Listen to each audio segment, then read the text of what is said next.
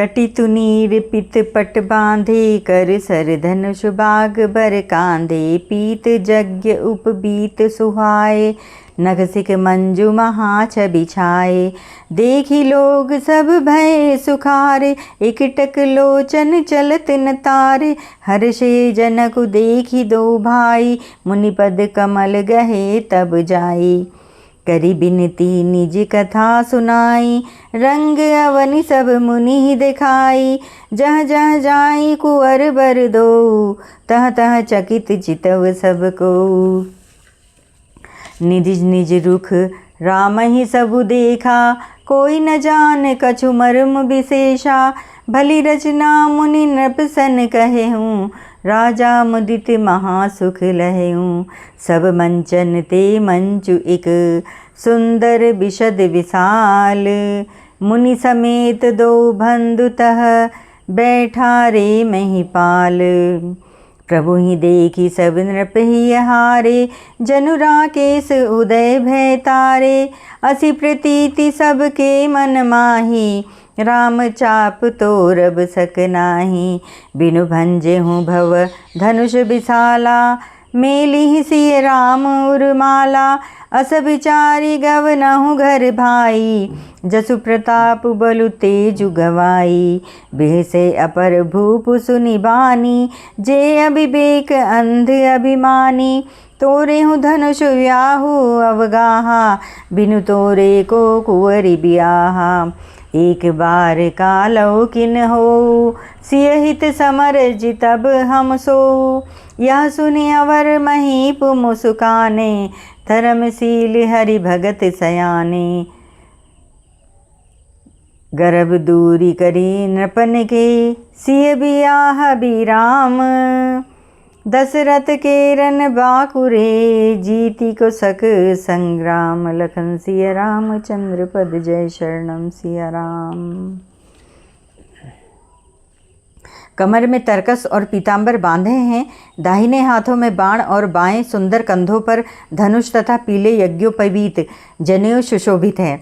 नख से लेकर शिखा तक सब अंग सुंदर हैं, उन पर महान शोभा छाई हुई है।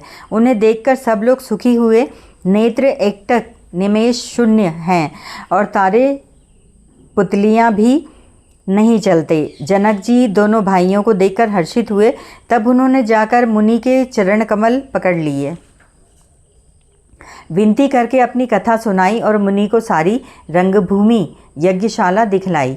मुनि के साथ दोनों श्रेष्ठ राजकुमार जहाँ जहाँ जाते हैं वहाँ वहाँ सब कोई आश्चर्यचकित हो देखने लगते हैं।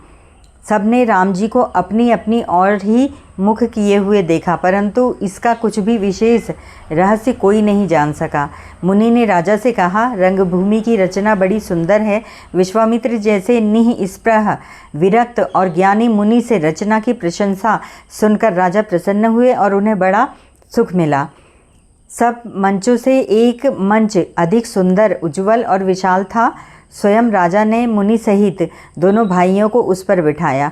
प्रभु को देखकर सब राजा हृदय में ऐसे हार गए, निराश एवं उत्साहहीन हो गए जैसे पूर्ण चंद्रमा के उदय होने पर तारे प्रकाशहीन हो जाते हैं।